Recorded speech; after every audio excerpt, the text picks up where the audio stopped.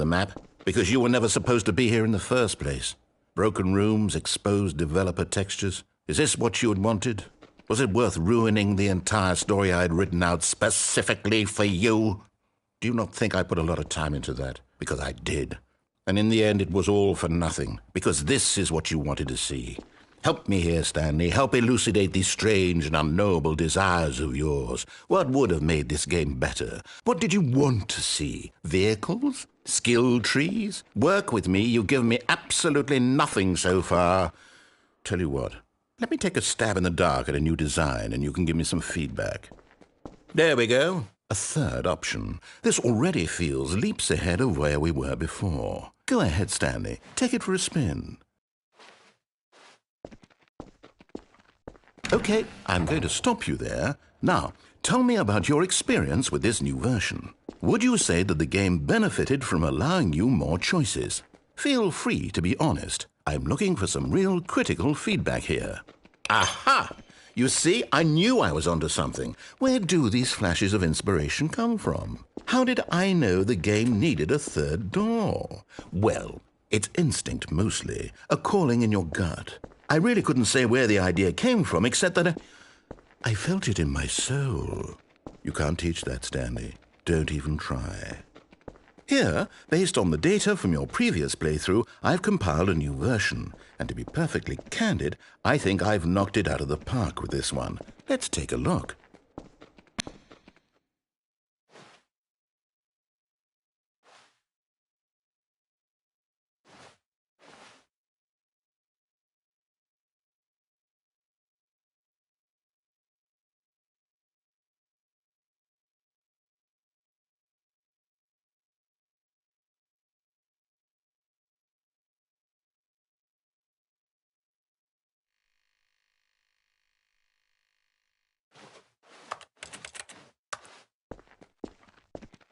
Now, would you say that competitive leaderboard helped you feel motivated to keep walking through doors? Again, honest answers, please. Hey, I nearly forgot. I've got a prototype of a new game I've been working on, and now would be a lovely opportunity to give it some playtesting. You wouldn't mind taking a look at it, would you? Perfect. Let me boot it up.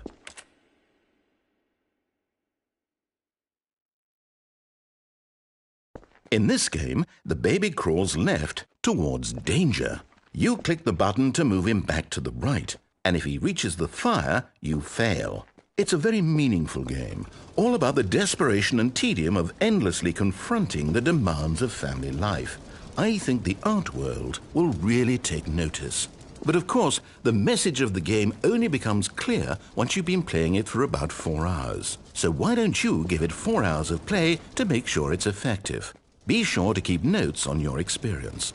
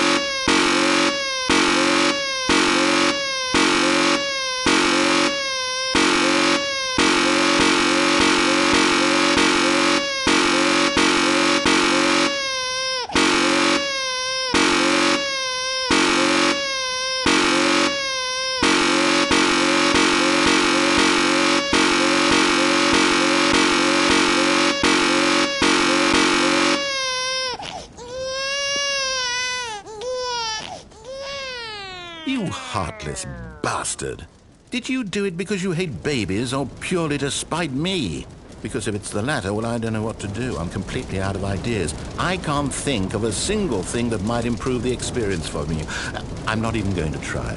I'm out, I'm done. It's over. Thank you for playing. Your input was extremely valuable. Oh, hey, since my game was so awful, why don't we play someone else's game, just to ease the pain? Let's see. What do we have here? Yes, this seems like it'll work. Let's give it a shot.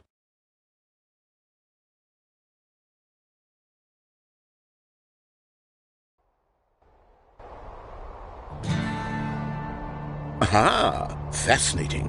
What do you think this game is about, Stanley? What's our backstory? What is our motivation?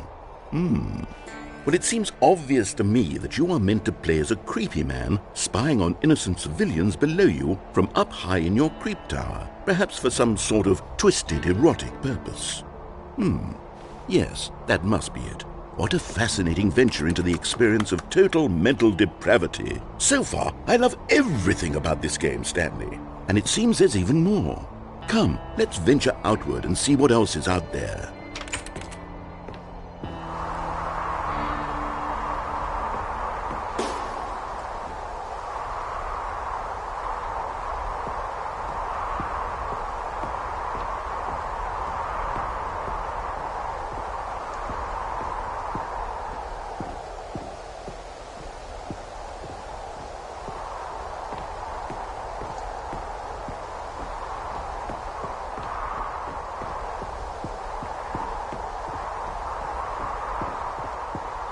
Oh, no. No, it can't be.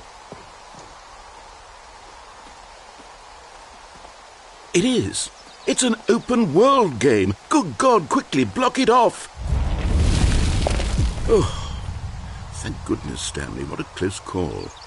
You nearly wandered off into that thing. That big, open, just wandering around. No right or wrong directions. No path to follow. You can just go in any... Oh, thank heavens we avoided it. We're out of the woods now, Stanley. Okay, I'm going to get us out of here. Let's find another game. Preferably something with walls. Something with nice, big, insurmountable walls. Okay, I think this will be just the thing.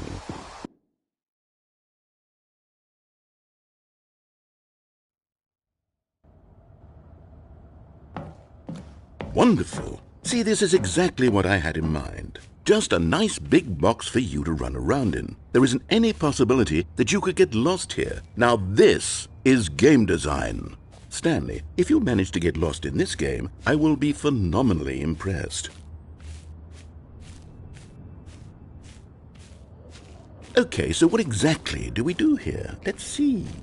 There are lots of cars here in the back, but obviously there's no racetrack. Okay, I'm seeing that there's a ball of some kind back here. Is this game sports ball? Stanley, I think it's sports ball. Oh, what fun. We shall run the bases and do a touchdown together? Yes, I think surely we must. Okay, Stanley, here's the ball. Have fun.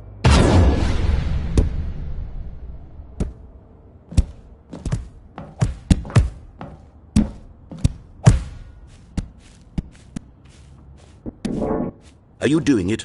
Are you winning? Is this fun?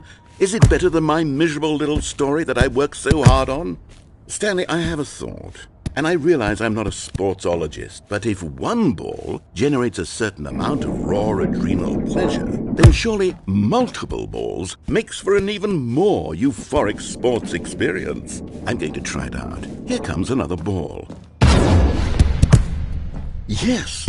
Oh goodness, that really does feel amazing, doesn't it? Stanley, I'm like a child in a confectionery shop. I simply have to have more. I'm insatiable. More balls!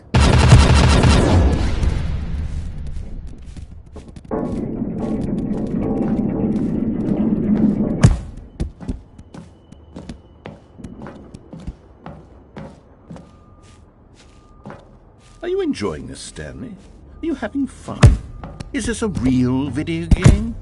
Well, I sure hope you're having a good time, because guess what? It's over. That's right. Your little fun comes to an end. This is my game, and what I say goes. You get to have fun when I let you, Stanley. Besides, you need someone like me to set boundaries for you. Without rules or boundaries, video games are nothing. Yes, that's what I am. I'm structure. I'm your sense of purpose. And since you decided you didn't want to play my game, now I don't want to play with you either. So, goodbye, Stanley. I'm leaving. See how you like it when I'm not around to set the rules. Somehow, I don't think you'll enjoy it. Hold on. What are you doing?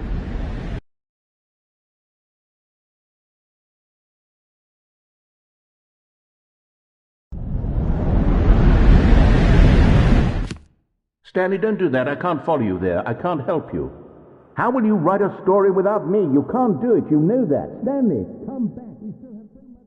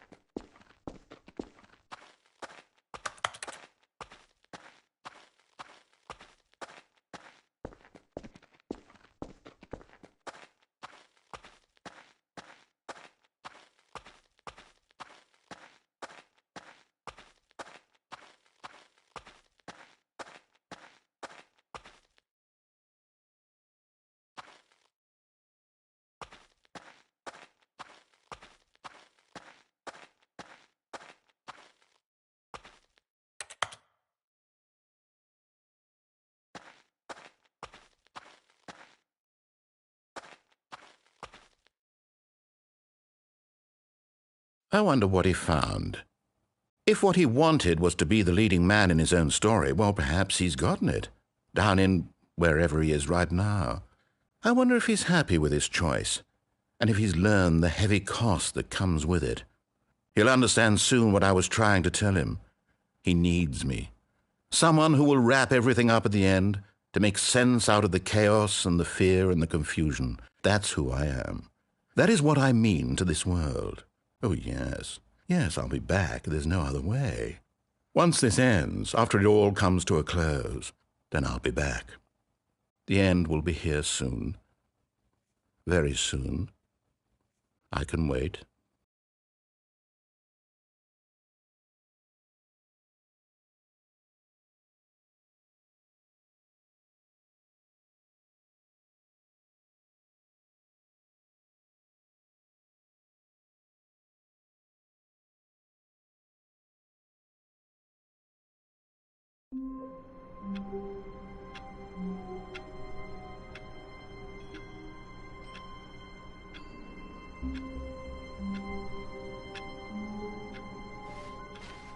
All of his co-workers were gone. What could it mean? Stanley decided to go to the meeting room. Perhaps he had simply missed a memo.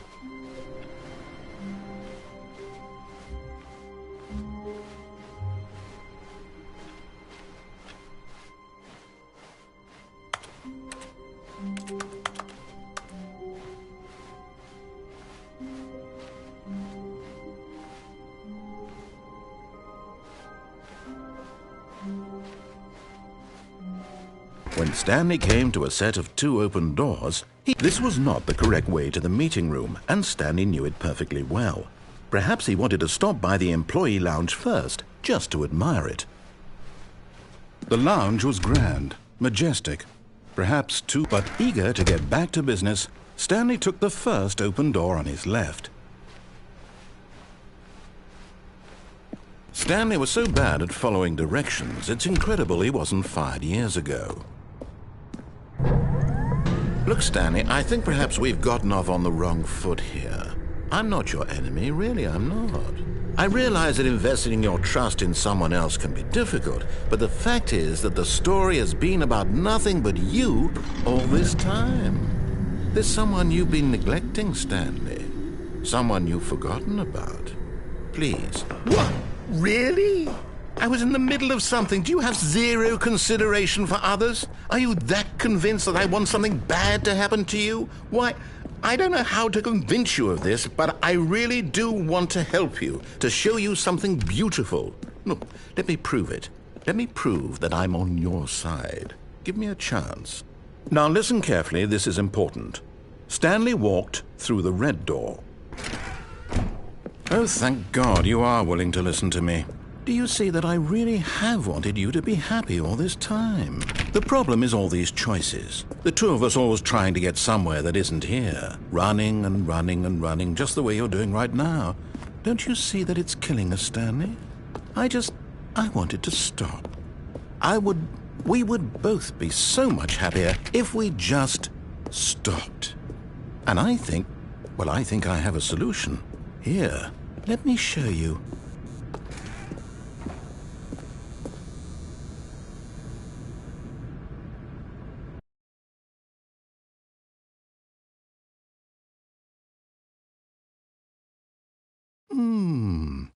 What do we want? What are we looking for?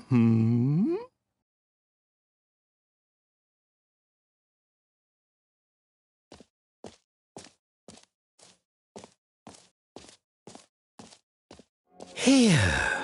Yes. Oh, it's beautiful, isn't it? If we just stay right here, right in this moment with this place, Stanley, I think I feel happy. I actually feel happy.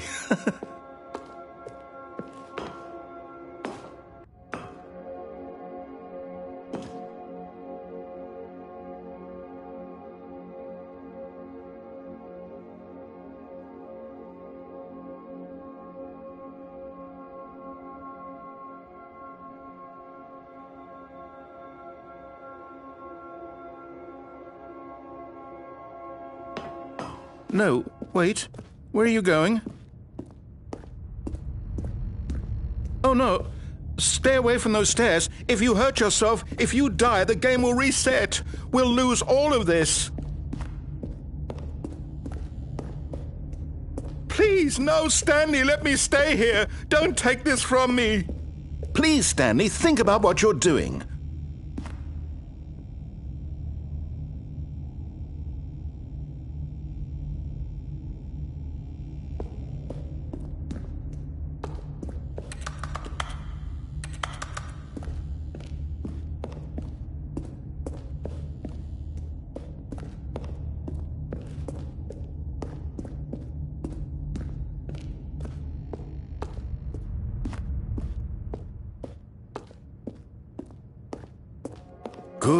Good.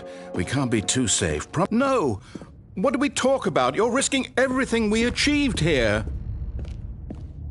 You heard me before, didn't you? You will die! What about this isn't getting through to you?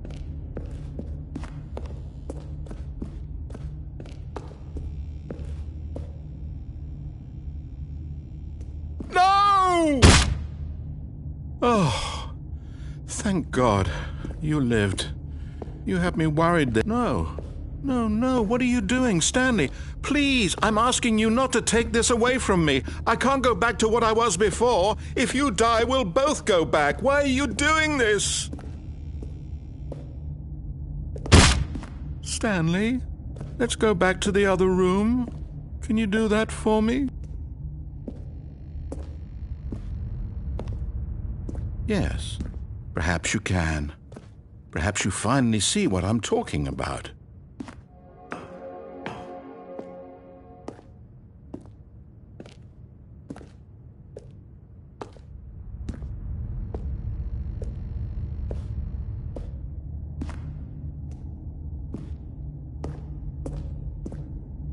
My God, is this really how much you dislike my game? That you'll throw yourself from this platform over and over to be rid of it? You are literally willing to kill yourself to keep me from being happy. Am I reading the situation correctly?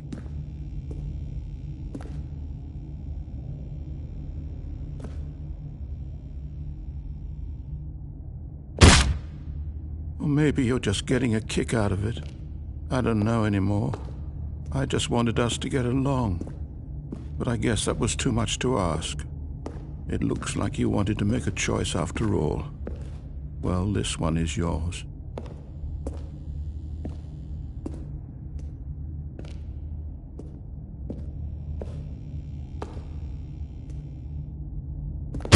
Is it over?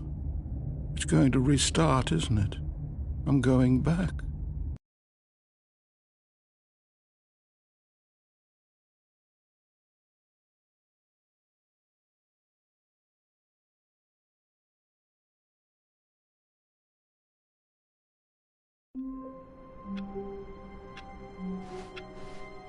How long was I sitting there? Stanley wondered to himself. Minutes? Days? Centuries? Did something crucial happen while my senses were turned? He made a note to be more careful with time from now on. When Stanley came to a set of 2 open doors, this was not the correct way to the meeting room, and Stanley knew it perfectly well. Perhaps he wanted to stop by the employee lounge first, just to admire it. And here it was, the lounge. But eager to get back to business, Stanley took the first open door on his left.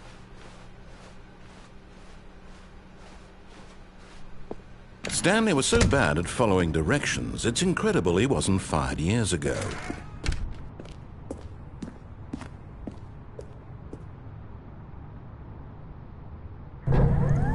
Look, Stanley, I think perhaps we've gotten off on the wrong foot. But in his eagerness to prove that he is in control of the story and no one gets to tell him what to do, Stanley leapt from the platform and plunged to his death. Good job, Stanley. Everyone thinks you are very powerful.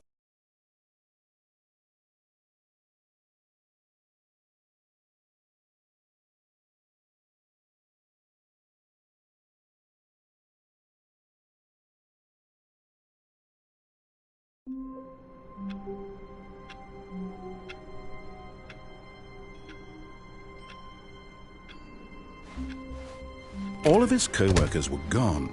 What could it mean? Stanley decided to go to the meeting room. The confusion and the chaos all seemed to melt away as Stanley embraced the bucket.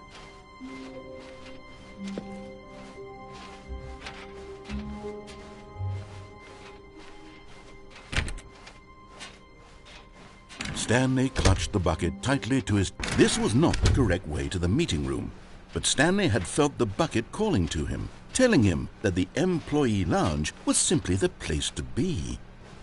And here it was. Had the bucket turned out to be correct? No, never mind. The bucket was wrong. Stanley took the door on his left to go back to the meeting room. No, said the bucket. don't go to the meeting room. Go somewhere else. The cargo lift, yes. Good, Said the bucket. now ride the lift all the way to the top. There's something up there I need you to do. Stanley did not question why or how this bucket was speaking to him. It should have alarmed him, of course, because buckets can't talk. But Stanley chose not to think about this obvious fact.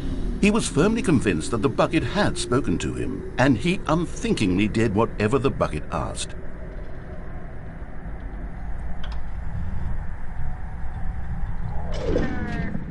In here. Said the bucket. Go into this dark room over here. Stanley once again obeyed blindly.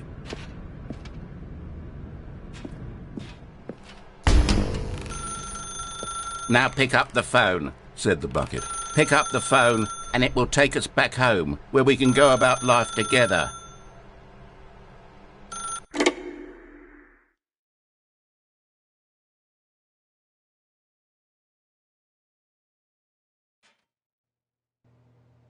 This is the sad story of a man named Stanley and his bucket. Once upon a time, I gave Stanley a bucket because I thought he was lonely and could use a friend. And then, very distressingly, he began to believe the bucket could speak to him.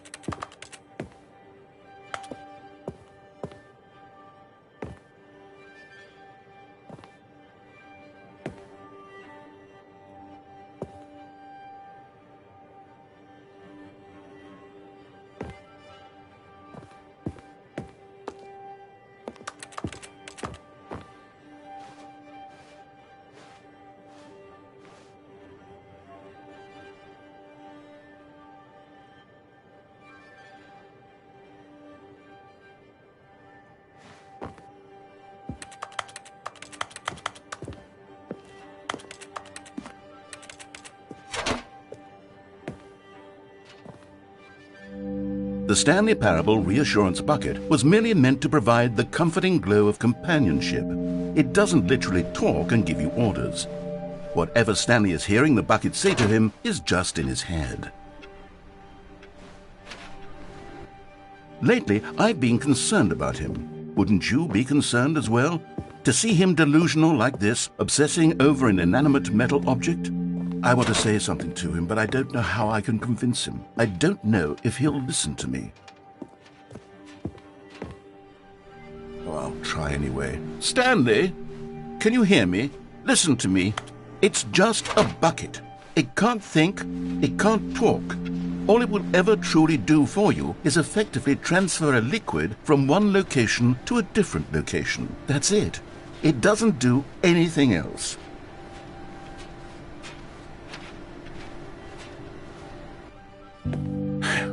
You see, he's not listening. He's still taking orders from the bucket. You know, once upon a time it was me he took orders from, me he trusted and listened to. Now all he cares about is his awful bucket, this stupid hunk of metal. It's sad, but I suppose he doesn't need me anymore. From now on, he's just going to cling to this bucket, this cold, empty bucket, this sort of shiny bucket. Well, I'll give it this. The bucket does have a nice shine to it.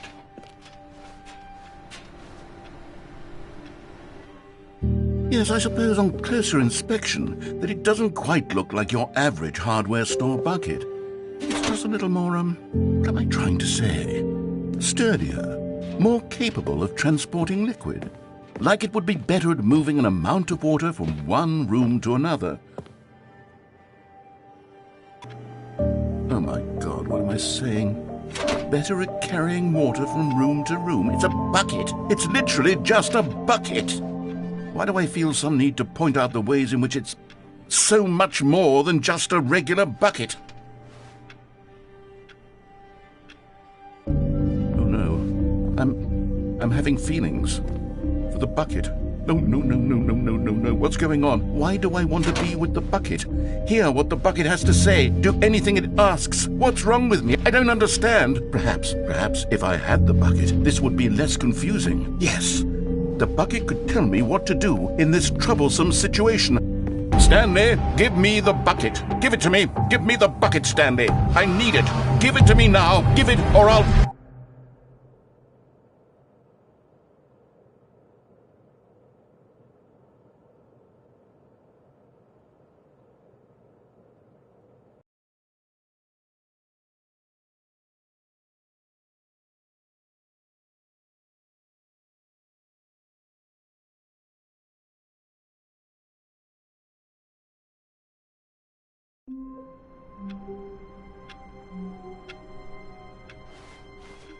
All of his co-workers were gone.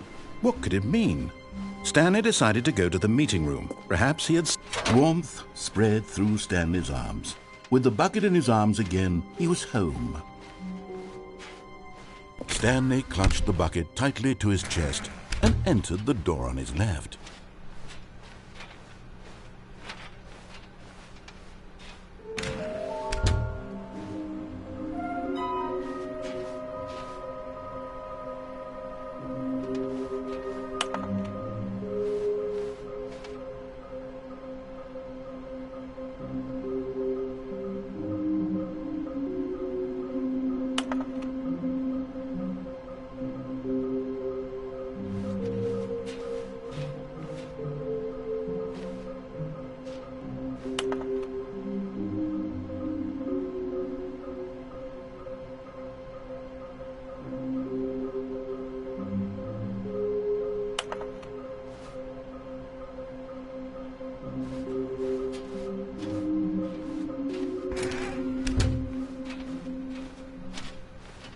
Coming to a staircase, Stanley and the bucket walked upstairs to the boss's office.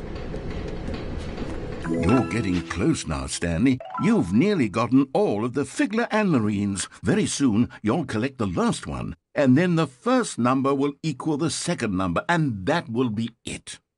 We'll be different people by then. Different in the sense that we used to have none of them, and now we have them all. You can't go back to when you had no Figler and Marines. None of us can.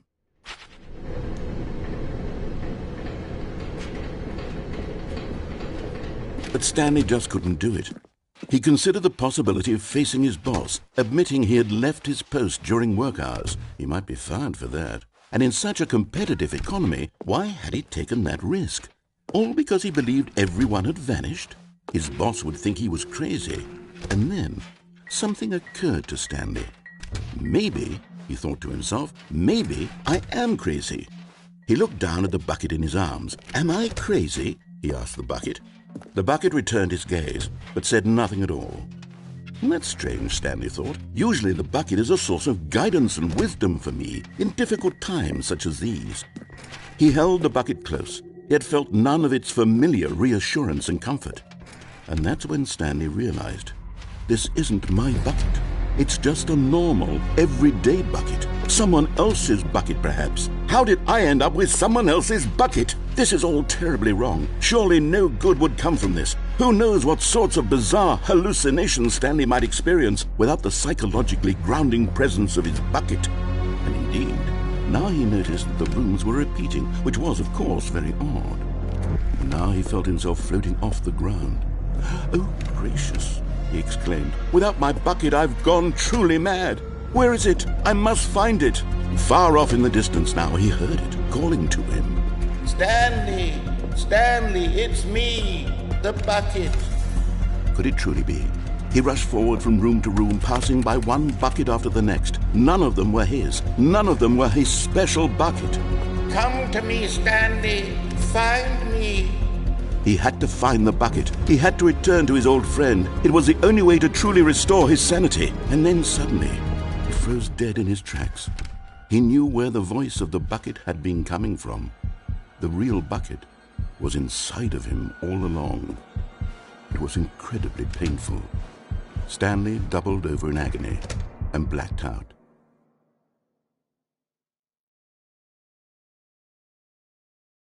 This is the story of a woman named Mariella. Mariella woke up on a day like any other. She arose, got dressed, picked up her bucket of comfort and security, and walked to her place of work. But on this particular day, her walk was interrupted by the body of a man who had stumbled through town, talking and screaming to himself, and then collapsed dead on the sidewalk. Right away, she knew what the problem was. This man had no bucket. Of course he'd gone mad, ranting and raving about a narrator describing all of his actions and how everything is predetermined and free will is an illusion and it's all just a video game. It could all have been prevented if only he'd taken his bucket with him. Perhaps he didn't even realize he'd forgotten his bucket at home in the first place. How cruel the world can be, Mariella thought, and she hugged her own bucket even tighter. But of course, she had no time for this. There were a myriad of confusing problems she would soon have to confront at work, for which her bucket would provide absolute guidance and total clarity on everything. Heck yes, she thought to herself, my life kicks ass. And she backflipped all the way to work.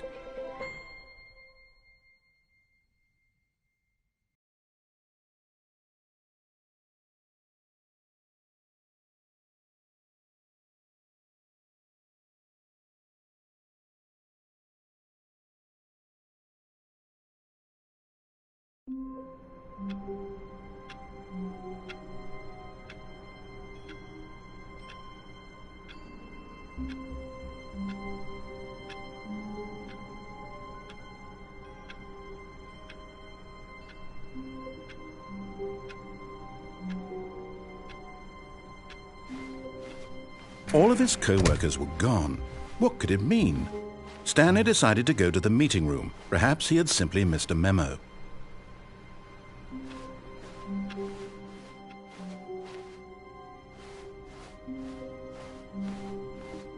When Stanley came to a set of 2 open doors, he entered the door on his left.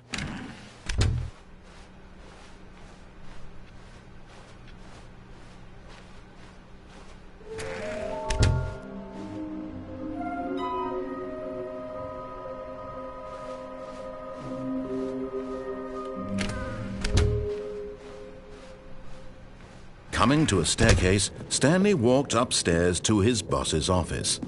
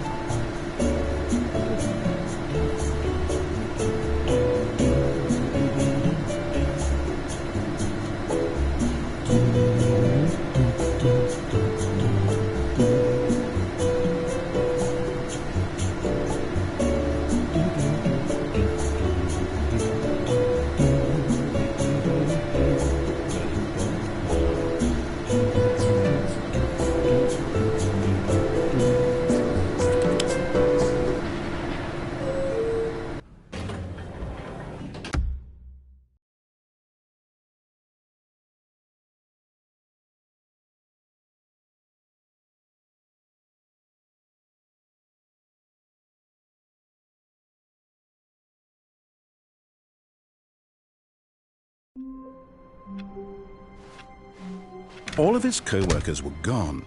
What could it mean? Stanley decided to go to the meeting room. Perhaps Stanley picked up the bucket and smiled. He'd never be alone again, not truly alone, not with the bucket around. Stanley clutched the bucket tightly to his... This was not the correct way to the meeting room, but Stanley had felt the bucket calling to him, telling him that the employee lounge was simply the place to be. And here it was. Had the bucket turned out to be correct? Was it? No, never mind. The bucket was wrong. Stanley took the door on his left to go back to the meeting room. No, said the bucket. don't go to the meeting room. Go somewhere else. The cargo lift, yes. Go there. Go to the cargo lift.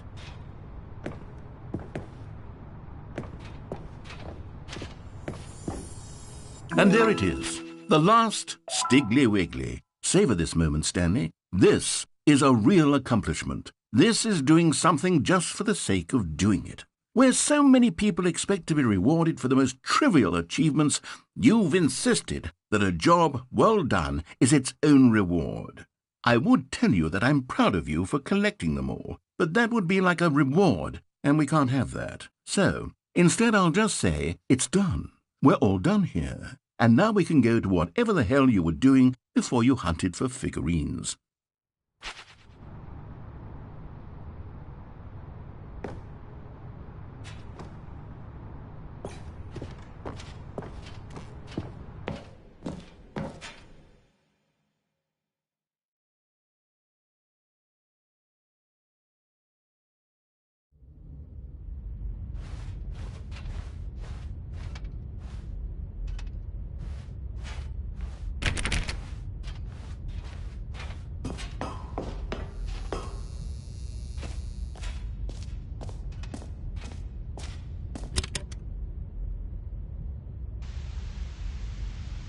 Okay, this is day number 295, tape number...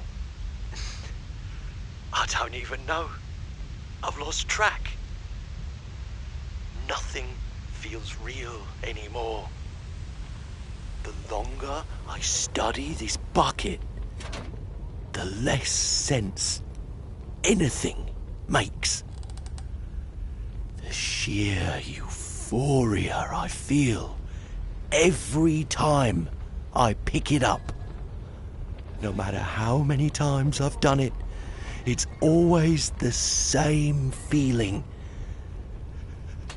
And the emptiness in my chest when I set it down, it doesn't make sense. There's no explanation for it.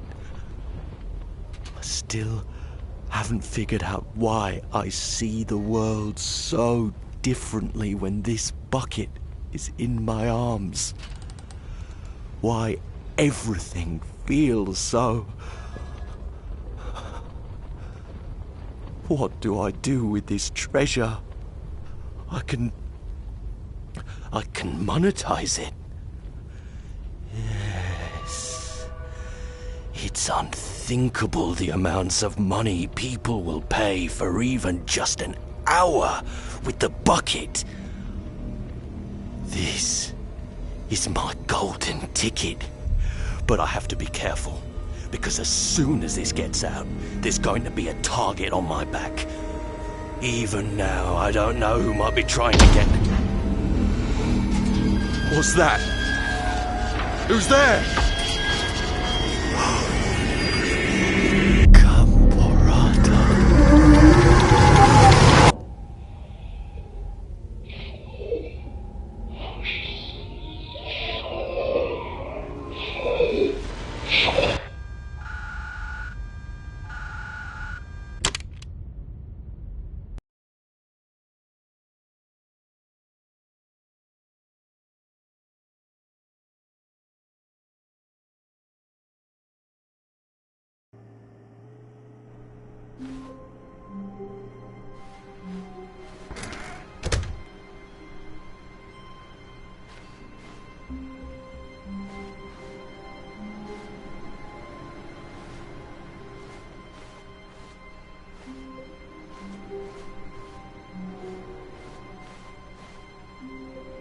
Stanley, I'm sorry, but I have to put a pause on things. It's those figurines, those figglers. I haven't stopped thinking about them since you nabbed every last one. Wasn't it just the most intrinsically fulfilling moment of your entire life? Didn't it fill you to the brim with inner richness? Yes, I know we're supposed to be telling a story, but won't you please indulge me with one more trip back to the memory zone? I would love nothing more than to revisit the figurines. Just one more time.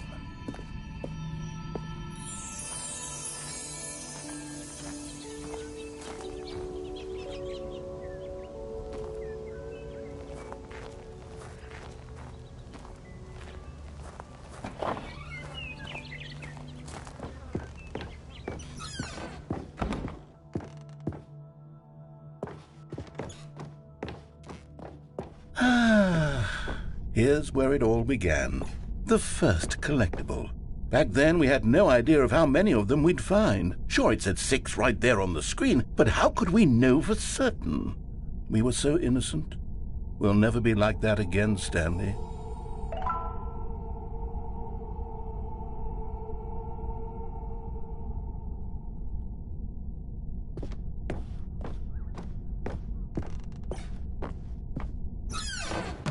And here was a second Stanlerine. You found this one all on your own, just by poking around in the boss's bathroom. You did that, Stanley. I'll be honest. Back then I had no faith in you to find any of them, let alone 6. But you continue to surprise me in all sorts of mundane, unremarkable ways.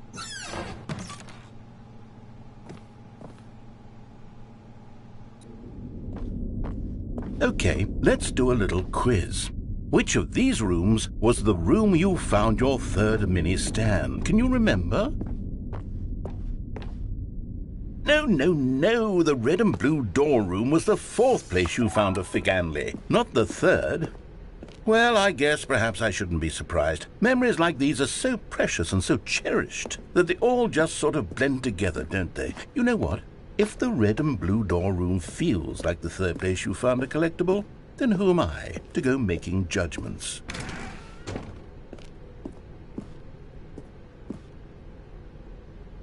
Let's see, what came next?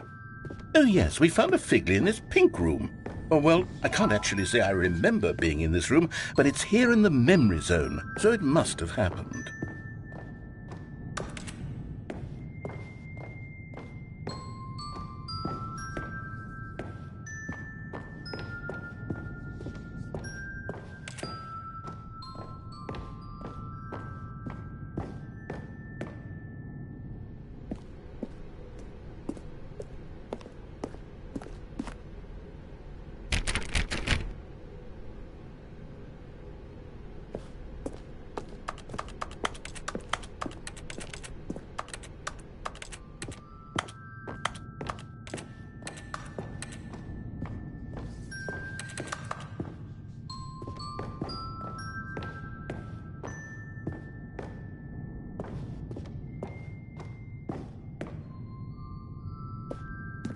This was the 5th mini-Stan, and this one was really something special. It was under the stairs. I remember it so clearly. In fact, because this one is particularly special to me, I made a little video to commemorate the occasion. Enjoy.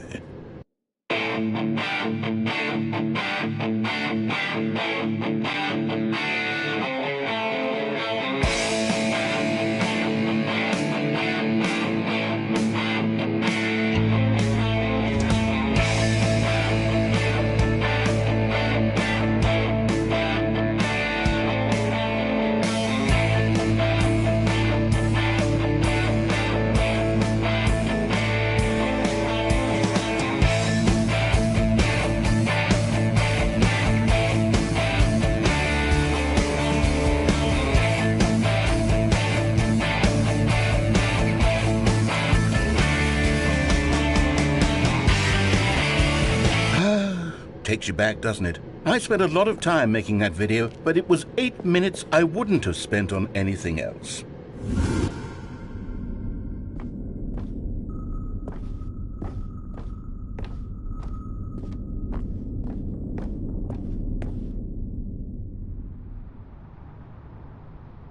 And then, Stanley, we came to the last collectible, the final figurine, right here in the warehouse. This memory is the most distinct and clear in my mind, perhaps because it was the one that happened more recently than all the others. Who can truly say how the mind works? All I know is that this is the moment where you picked up a Figly and I thought to myself, yes, that's all of them. They're all collected. It was a moment unlike any other, except for the other moments picking up figurines, which it was exactly like.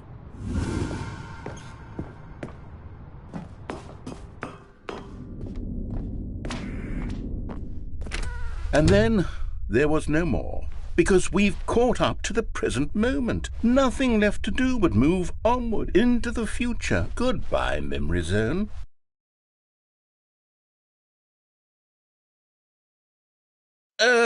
No, I'm not done. I'm not ready to move on. Stop the loading screen. Isn't there some way we can stay here, keep enjoying these figurines? Let's just go backwards. We'll do the memory zone again from the opposite direction. See how that feels.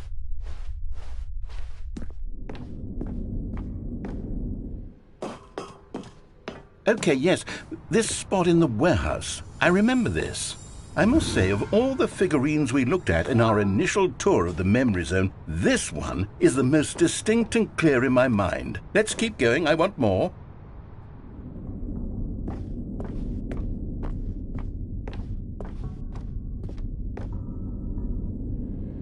And here's where I made that video. Don't you remember the video we watched?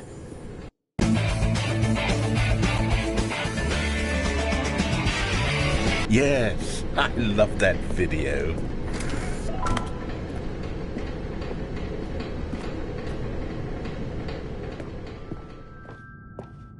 Still don't remember the pink room, Stanley. Still no memory of this one. Good room, though. A solid room.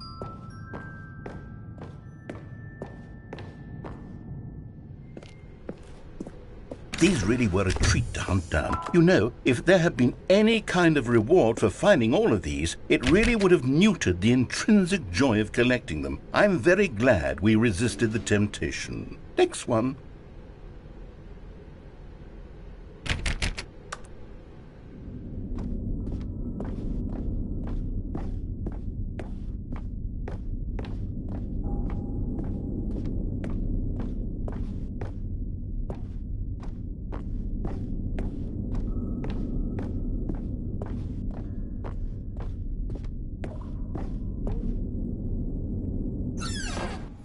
This was our second Figley. Don't you remember? Yes, I remember it too. The past is truly a wonderful thing. Why does anyone ever choose to leave it?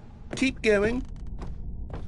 This is it. The very first one we found in the exhibit where I introduced you to the figlarines. Oh, I want more memories, Stanley. I want to keep going. What else is there? What came before this?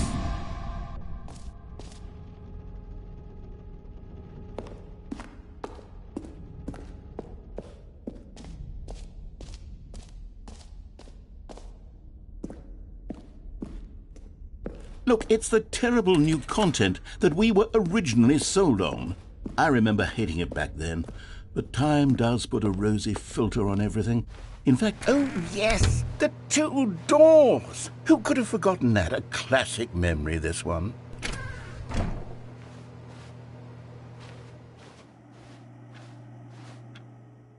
And before everything else, there was your office. Is there anything else? Was there something that came before your office? There's something I feel I can remember. I can remember. Yes, I'm remembering something now. I remember before this whole story got started. Back then I was different. I used to make big decisions. I was passionate. I was skeptical. I weighed each decision with profound thoughtfulness. And then somewhere along the way, I stopped making decisions. I became lazy, and I came up with a character named Stanley to do my thinking for me. He would make the decisions. He would decide which way to go. I would cheer him on as he collected figurines for no reason. Why did I invent Stanley? Was I lonely? Yes, perhaps that's it. Perhaps I needed to imagine I had companionship. And Stanley really did make for a wonderful companion, even if he was a fiction. But I suppose it's grown old. I want to think for myself again. I want to go back to how it used to be. Yes, I can be on my own again. I can do it. I'll be stronger this time. I'll take care of myself. I don't need Stanley anymore. Oh, but he truly was so much fun to play with. You know what? Since we're in the memory zone, how about one more good memory? Let's go back just once and give Stanley one more run of the office, and then I'll retire him for good. I did enjoy telling his story so very much. Okay, here we go. This is the story of a man named Stanley.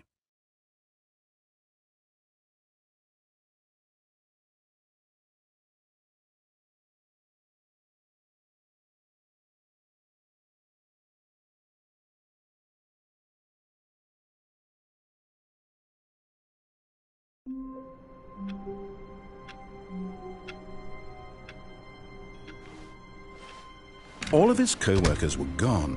What could it mean? Stanley decided to go to the meeting room. Perhaps he had simply missed a memo.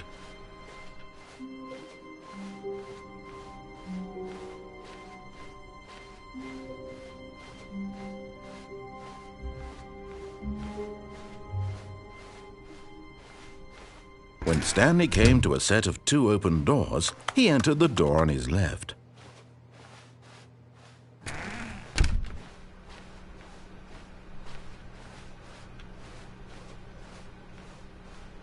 Yet there was not a single person here either. Feeling a wave of disbelief, Stanley decided to go up to his boss's office, hoping he might find an answer there. Coming to a staircase, Stanley walked upstairs to his boss's office.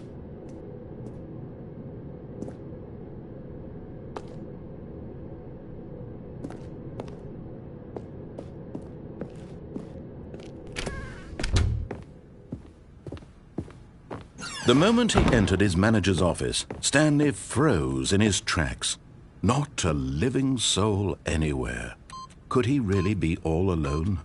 This was too much for Stanley to take, too much for any man to take.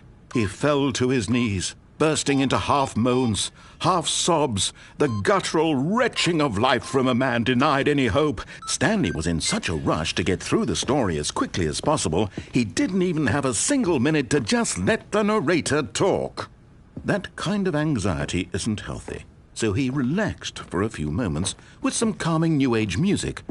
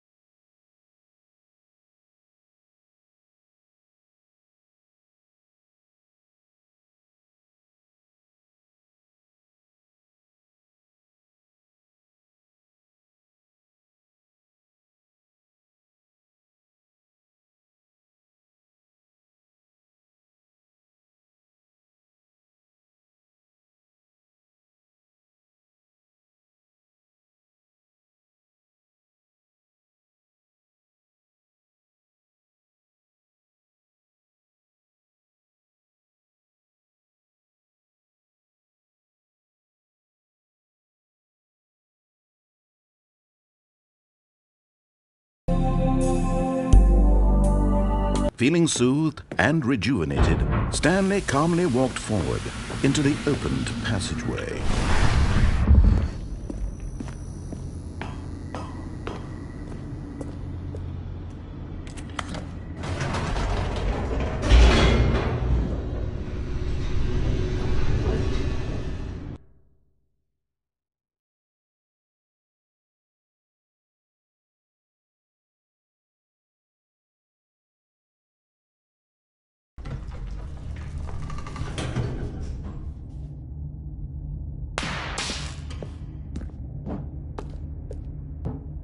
Stanley walked straight ahead through the large door that read Mind Control Facility.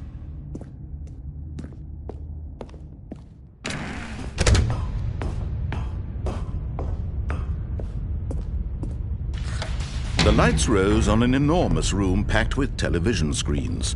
What horrible secret did this place hold? Stanley thought to himself. Did he have the strength to find out?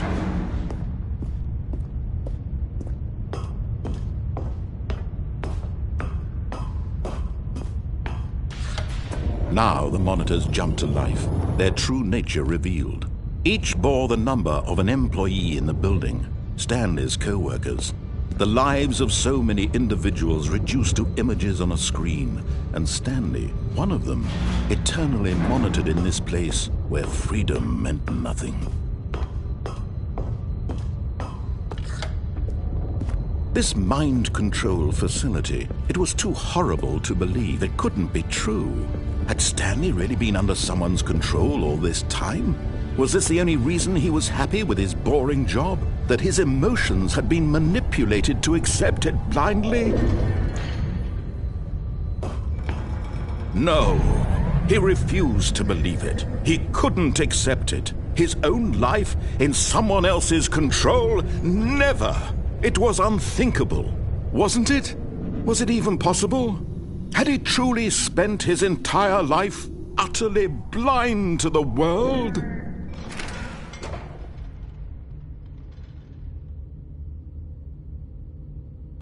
But here was the proof. The heart of the operation. Controls labeled with emotions. Happy or sad or content. Walking, eating, working. All of it monitored and commanded from this very place. And as the cold reality of his past began to sink in, Stanley decided that this machinery would never again exert its terrible power over another human.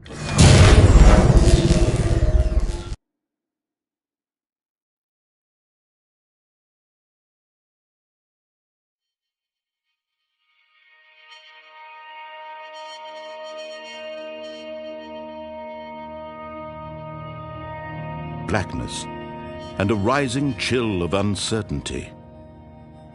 Was it over? Yes! He had won! He had defeated the machine! Unshackled himself from someone else's command. Freedom was mere moments away. And yet, even as the immense door slowly opened, Stanley reflected on how many puzzles still lay unsolved. Where had his co-workers gone? How had he been freed from the machine's grasp? What other mysteries did this strange building hold? But as sunlight streamed into the chamber, he realized none of this mattered to him. For it was not knowledge or even power that he had been seeking, but happiness. Perhaps his goal had not been to understand, but to let go. No longer would anyone tell him where to go, what to do, or how to feel. Whatever life he lives, it will be his. And that was all he needed to know. It was perhaps the only thing worth knowing. Stanley stepped through the open door.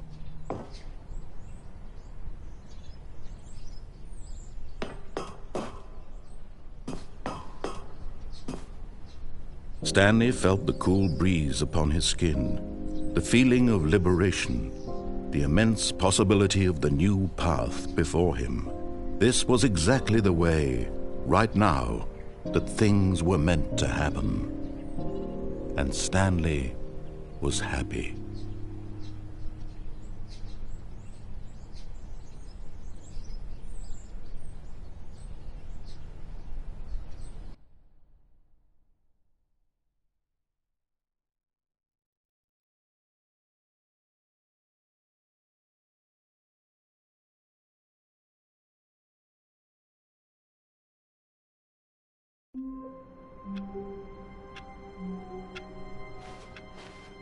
All of his co-workers were gone. What could it mean? Stanley decided to go to the meeting room. The good old bucket. Just Stanley and the bucket, off on another thrilling adventure together. Stanley clutched the bucket tightly to his chest and entered the door on his left.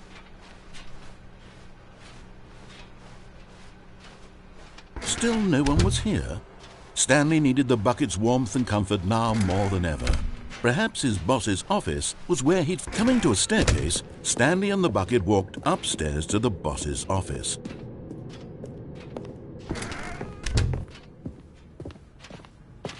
Stepping into his manager's office, Stanley was once again stunned to discover not an indication of any human life. Crushed by the weight of this revelation, Stanley may have broken down into an emotional dumpster fire if not for the soothing presence of the bucket. Even now, but Stanley guessed the correct code by sheer luck.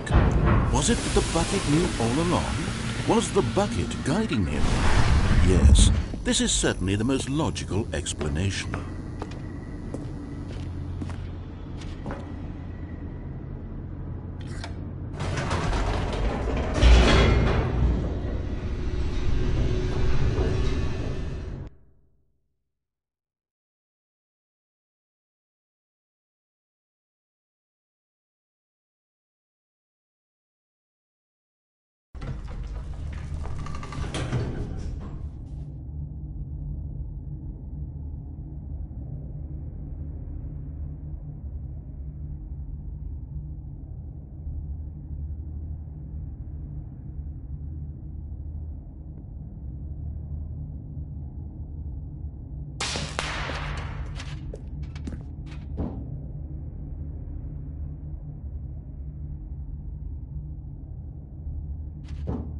Stanley and the bucket walked straight ahead through the large door that read, Mind Control Facility. Although this passageway had the word escape written on it, the truth was that at the end of this hall, Stanley and the bucket would both meet a violent death.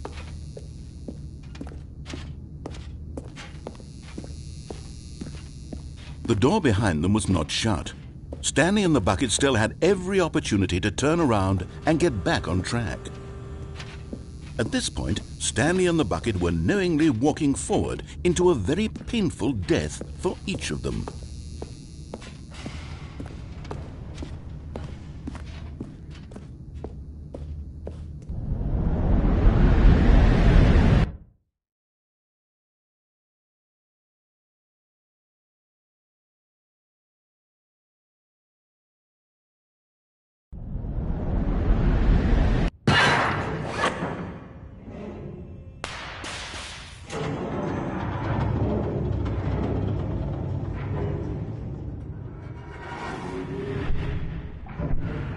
As the machine whirred into motion and Stanley and the bucket inched closer to their demise, Stanley reflected on how meaningless the bucket's warmth and comfort had turned out to be. To be sure, it puts the mind and the soul at ease to embrace the bucket, but what use is a sense of ease when you're about to be crushed to death? This is what Stanley thought to himself, and he sort of kicked himself for wasting so much time carrying a bucket everywhere. Farewell, Stanley.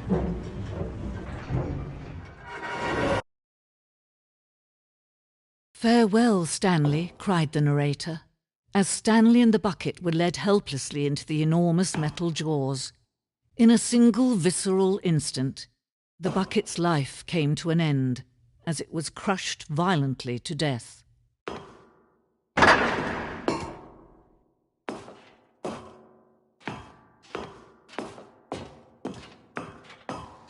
It was a shame, the death of such a magnificent bucket. It's true that all buckets are radiant in their own way, but this one stood above the rest. It was a glorious bucket to behold.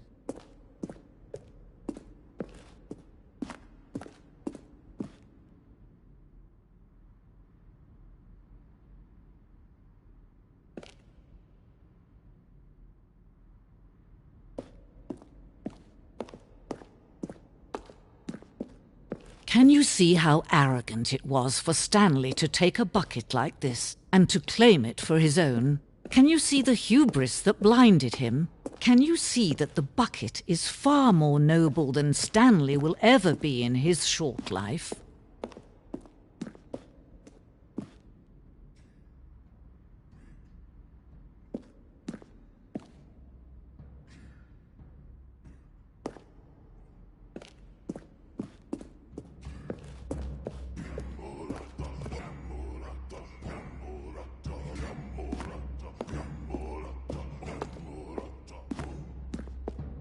No man can own a bucket, and certainly not a bucket as dazzling to behold as this one. It is man who should kneel before the bucket.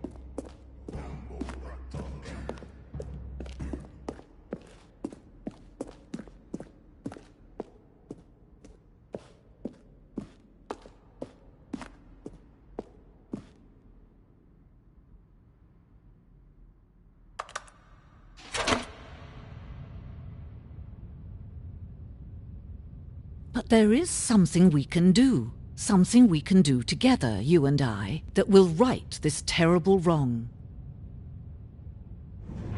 Let Stanley die. Let him be crushed by the machine. Don't reset the game. Don't give him another opportunity to run off with another beautiful bucket. We can save the world's buckets from their treatment as tools and implements if only we let Stanley die together. The bucket shall take its place as ruler, as leader, as commander of...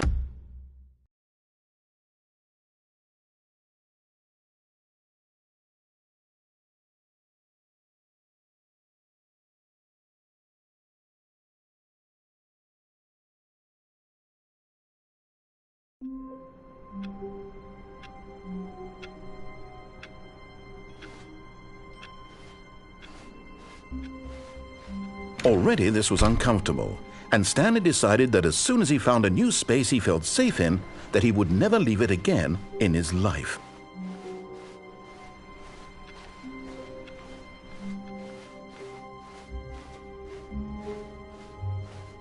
When Stanley came to a set of 2 open doors, this was not the correct way to the meeting room, and Stanley knew it perfectly well. Perhaps he wanted to stop by the employee lounge first, just to admire it. It was okay. But eager to get back to business,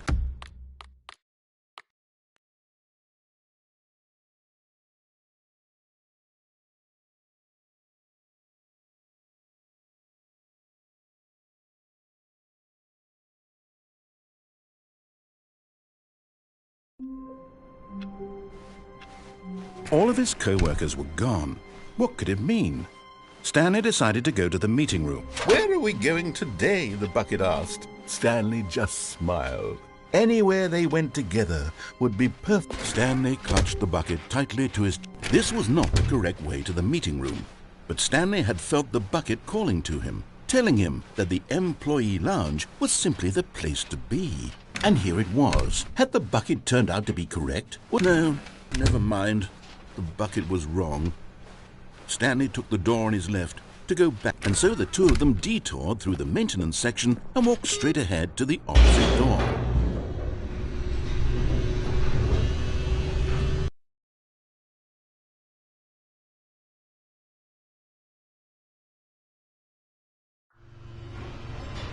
Oh, good, Stanley. I'm glad you found your way here. I knew you'd find this place eventually. You see, your friends and I are concerned for you, Stanley. We've come together here because we care about you very much. It's this bucket you're carrying around everywhere. The bucket isn't even from the original Stanley Parable. It's just sequel content. We're the ones that matter, Stanley. Classic characters from the first game, like the Adventure Line and the Broom Closet. Because that's what fans want from a sequel. They want more of their favorite jokes, not this bucket that they've never seen before. Yes, I know I'm the one who gave you the bucket, but you're spending too much time with it. Don't you want another story involving the Adventure Line? We could make the Adventure Line go somewhere new. Yes, yes, that's what the fans want. Let's do it.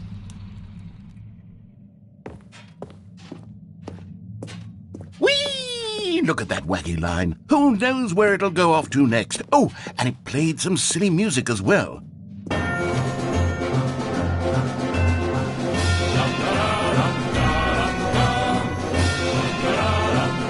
Now this is what the Stanley Parable is all about. Don't you remember all those great jokes from the original dialogue? Also, Stanley is addicted to drugs and hookers. Yes, it's as classic now as it was back then. Let's do it for the fans, Stanley. Let's give them more content exactly like this. But if we want to do that, you're going to have to give something up. Don't you get it, Stanley? We need to get rid of the bucket. That's why I'm very proud to introduce a brand new character. This is the Bucket Destroyer. I think it'll make a wonderful new addition to the rich lore of the Stanley Parable. True, it also was not in the original game, but it's such a well-fleshed-out character with so much personality that to me it already feels as though it's been part of the cast all along. Don't you agree? Can you guess what the Bucket Destroyer does? Surely you don't need me to spell it out for you. Go ahead now, Stanley. Say goodbye to the bucket, and then pop it into the machine when you're ready.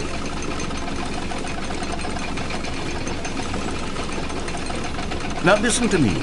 It's crucial that you give it the bucket. I don't know what the Bucket Destroyer will do if it can't destroy your bucket. Destroying buckets is all it knows. That is its singular personality trait. Sure, I can hear you saying, how does a character with only one personality trait deserve to join the pantheon of beloved Stanley Parable characters? Well, you see, if you were to really explore the Bucket Destroyer, you would see that its desire to crush buckets is so densely loaded with complexity and nuance that it's really like 10 personality traits. What other object in this game can you even say that about? The Broom Closet? Certainly not. I wonder what sort of Bucket Destroyer merchandise the fans will be clamoring for after this. Okay, the Bucket Destroyer is getting very upset now. You'll have to hurry and feed it. We can't get back to the classic Stanley Parable characters like the Adventure Line or the Bucket Destroyer until you crush that damn bucket. Quickly now, the fans are waiting. Do it, the fans, Stanley. Give the fans what they want. Hurry and...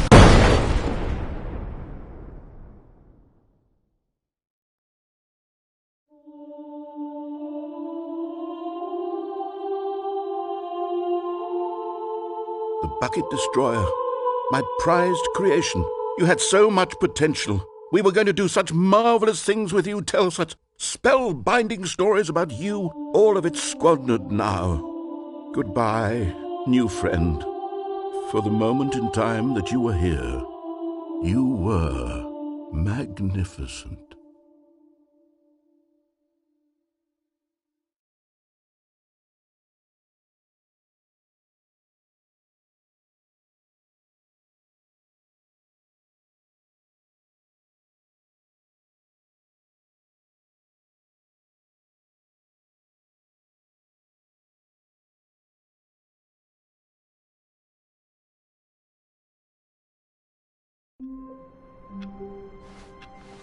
All of his co-workers were gone. What could it mean? Stanley decided to go to the meeting. A good bucket, a strong bucket, a humble bucket, a committed bucket, a bucket of culture and distinction. Stanley clutched the bucket tightly to his chest. This was not the correct way to the meeting room, but Stanley had felt the bucket calling to him, telling him that the employee lounge was simply the place to be. And here it was. Had the bucket turned out to be correct? Well, no, never mind. The bucket was wrong. Stanley took the door on his left to go back to the meeting room. And so the two of them detoured through the maintenance section and walked straight ahead to the opposite door.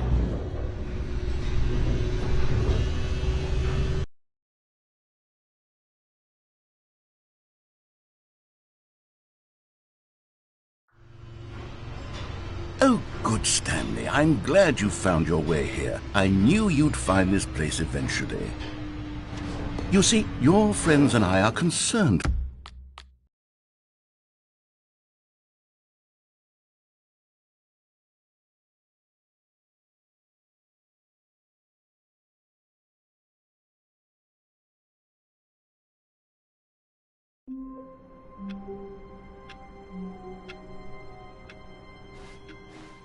All of his co-workers were gone.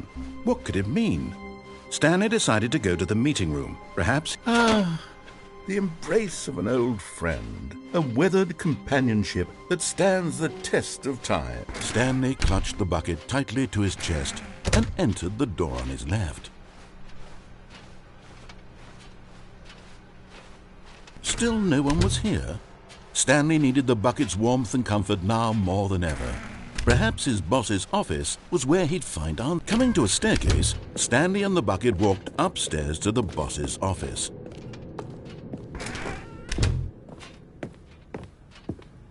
Stepping into his manager's office, Stanley was once again stunned to discover not an indication of any human life.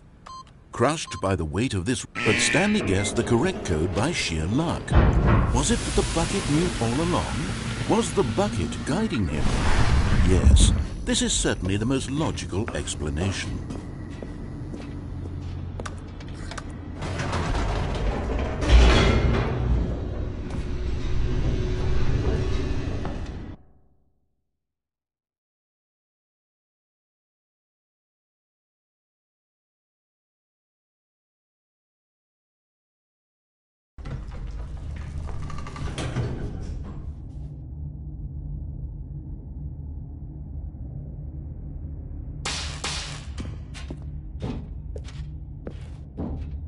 Stanley and the bucket walked straight ahead through the large door that read, Mind Control Facility.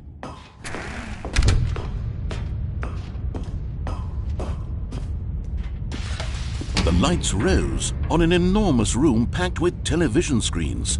What horrible secret did this place hold? Stanley and the bucket both wondered to themselves.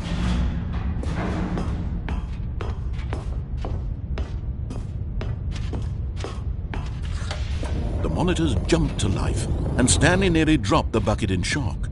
Everyone in the office was being videotaped, monitored like guinea pigs. The bucket had never seen anything like this, and it very nearly burst into tears as Stanley cradled it gently, reassuring it that everything would be fine. Was the bucket under the mind control facility's influence as well? Had the bucket been told to do things it didn't wish to do? What kinds of things does a bucket want to do or not want to do in the first place? These questions raced furiously in Stanley's feeble mind. No! He screamed into the bucket. He couldn't accept it. His own life in someone else's control? Never! He squeezed the bucket tighter. His one friend in the entire world. At this point, he could trust no one except for the bucket.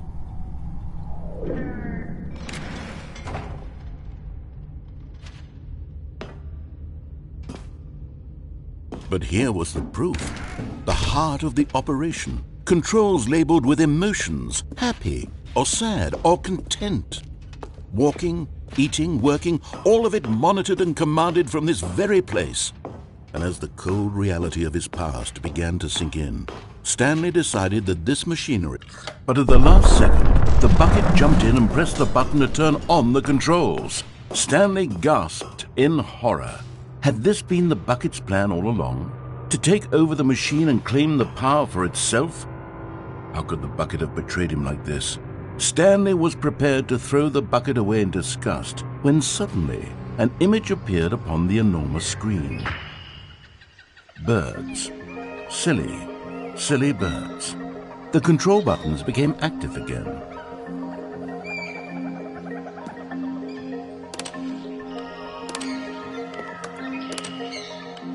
Stanley flipped through one video of silly birds after another, and then it dawned on him.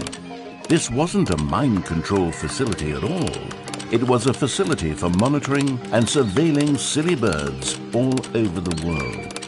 The mind controls were only a facade to disguise its true intentions. Had the bucket known this all along? Stanley marveled at the metal genius in his hands, the one who had pointed him towards this incredible discovery.